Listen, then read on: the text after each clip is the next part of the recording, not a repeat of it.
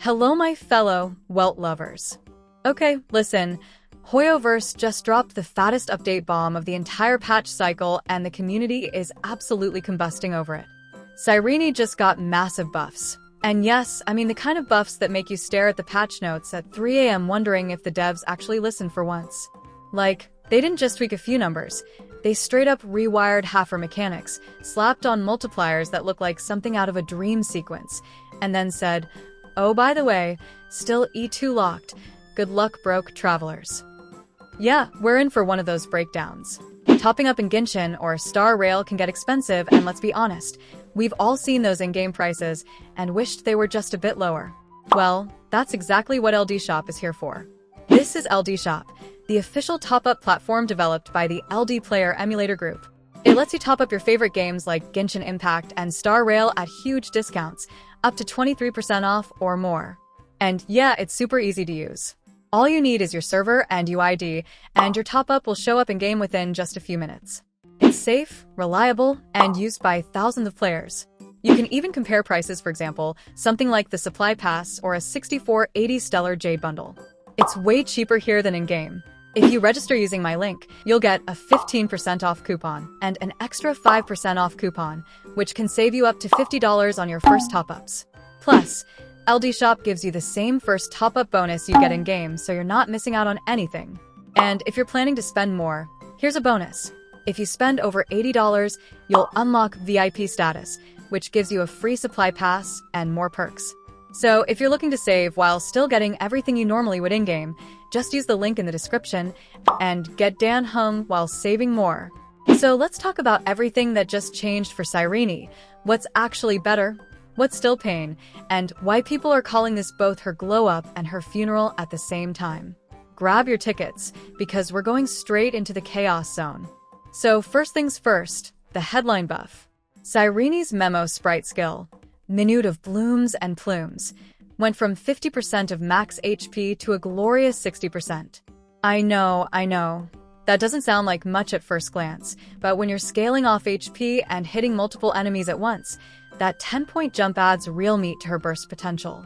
In practical fights, like those multi-wave mock floors or swarm disasters, this turns her from, oh, cute sparkle animations to, oh god, she's deleting things. It's a subtle but high-impact change. And yeah, that same buff applies across all enemies, so her AoE damage loop feels way less like you're chipping ice and way more like you're freezing the entire map. Now, the devs also decided to shift her kit flow. Waltz of Flowers and Arrows, her old support mechanic that used to trigger bonus ice hits, got demoted. It's no longer the main driver of her DPS cycle. Instead, everything now leans into Minute as her primary rotation. They even folded the extra ice hits that Waltz used to trigger into a brand new mechanic called Cyclic Story, Ode to Memo Sprite. Which basically means Waltz is now a nostalgia trip while Minute is the real showrunner. This change honestly makes her playstyle way more cohesive, less button spam, more actual payoff, but of course, people on Reddit immediately said, cool, so they streamlined her and still didn't fix recollection points. And yet, they're not wrong. Speaking of that, the Recollection system is still the bane of Cyrene'S existence. She now starts combat with 3 points instead of 0, which is better than nothing but still clunky as hell for anyone not running a full Hsr team. Her new passive gives 6 extra recollection after her Memo Sprite acts, but the catch? You only get that after the Memo Sprite moves. Translation: your first rotation still feels like trying to start a car with a dead battery. You sit there, building, waiting, praying, and then finally, boom, she gets going. Once she does, it's smooth. Before that, you're watching Wan Mei and Sparkle Lap her 3 times. Now let's talk Eidolons, because Hoyoverse did their favorite thing again, moved fixes behind E1 and E2. Her E1 now gives 6 recollection instead of 3, syncing perfectly with her Minute trigger. That's a big deal. E2 starts her with 12 recollection points and also boosts her true damage zone buff, scaling from 5% to 6% per ally, capping at 24% instead of 20%. E2 is, without exaggeration, the real quality of life fix they should have baked into her base kit. This is the Eidolon where Cyrene stops feeling like a clunky wannabe and starts feeling like a premium harmony support. But hey, gotta keep the gacha gods fed, right? You want fluid rotations? Better pray to Aringdasu's for E2. Her E4 got a spicy rework too. It now increases bounce damage from 5% to 12% per stack, with up to 12 stacks. If you do the math, that's a scaling monster in longer fights. Her E6 though? That's where things get wild. Gone is the old 12% all-type resistance penetration. Now, on her first ultimate, all allies get a 100% action advance. You read that right, everyone just zooms. Plus, her first ode reduces enemy defense by 20%, and every following trigger gives allies plus 20% action advance. It's flashy, it's chaotic, and it makes her feel like she's actually conducting a battle symphony instead of just humming quietly in the backline. But let's be real for a second. The community reaction has been hilarious. Reddit and Discord are absolutely split down the middle. Half the players are like, she's finally viable. Praise the patch, while the other half are screaming, they buffed the numbers, not the problem. And honestly, both sides have a point. The buffs are undeniable, higher scaling, faster start, more flexible triggers, but her fundamental issue, the slow recollection ramp and the team lock to Hsr, is still alive and well. Unless you're running her alongside units like Fenin, Medcaster, or Anaxa, she feels sluggish. Let's talk synergy for a second because this is where it gets juicy. Fenin got a massive indirect buff because of Cyrene.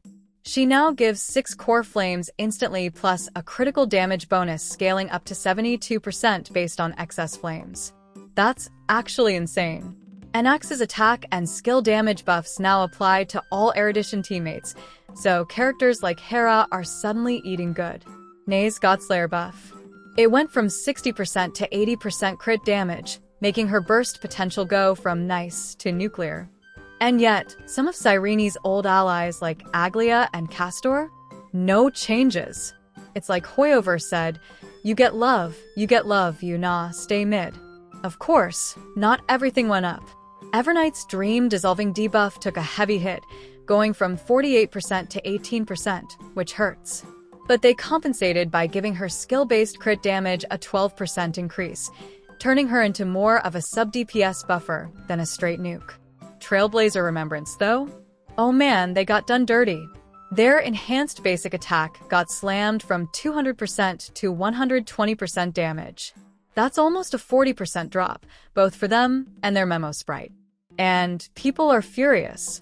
One top Reddit comment literally said, they nerfed an average unit to make Cyrene look better. Peak Hoyoverse. Now, let's not forget the elephant in the room. The monetization elephant. Players are calling this the E2 trap. It's a recurring pattern. Hoyoverse releases a clunky base unit, then fixes their gameplay at E2. We've seen it with Acheron, Firefly, even Sparkle to some extent. It's that familiar Hoyo mentality. Make the character feel incomplete until you buy more. And yeah, it's scummy, but it's also brilliant from a marketing perspective. People who love Cyrene's design, and come on, she's clearly Alicia-coded with all that pastel elegance, are going to wail just to make her smooth. Meanwhile, CN players are already cracking jokes. Smolreen died for this patch. They used the Hoyo special. Never fixed the real issue.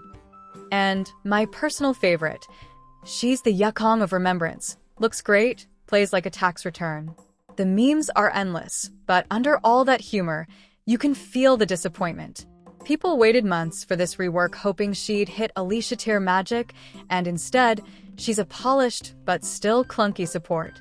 The funniest part? She does work.